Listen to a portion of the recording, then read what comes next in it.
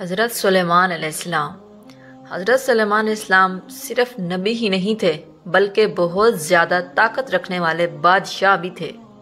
پیارے بچوں، نبی سلیمان علیہ السلام نے نبی داؤد علیہ السلام کے بیٹے تھے۔ حضرت سلیمان علیہ السلام صرف نبی ہی نہیں تھے بلکہ بہت زیادہ طاقت رکھنے والے بادشاہ بھی تھے۔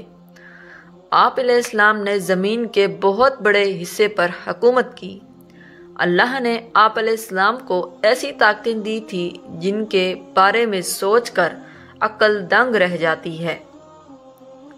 حضرت سلیمان علیہ السلام بچپن ہی سے بہت زیادہ سوچ بوجھ، عقل اور سمجھ رکھتے تھے۔ سامنے والی کی بات جلد سمجھ لیتے، نتیجہ نکالتے اور فیصلہ کرتے۔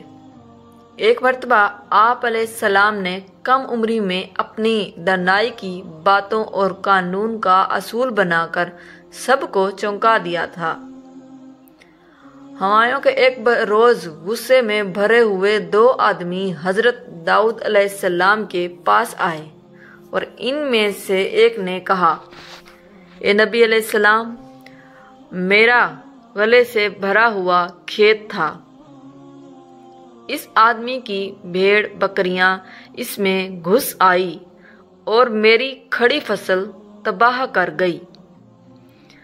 داؤد علیہ السلام نے سارا قصہ سن کر فیصلہ سنایا۔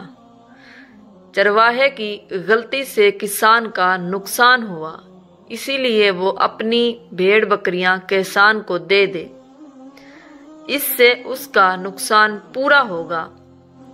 پاس ہی بیٹھے سلیمان علیہ السلام، جو اس وقت کم عمر تھے، اپنے والد سے عرض کرنے لگے، ابا حضور، آپ علیہ السلام کا فیصلہ بالکل صحیح ہے، مگر کیا میں اپنی رائے دے سکتا ہوں؟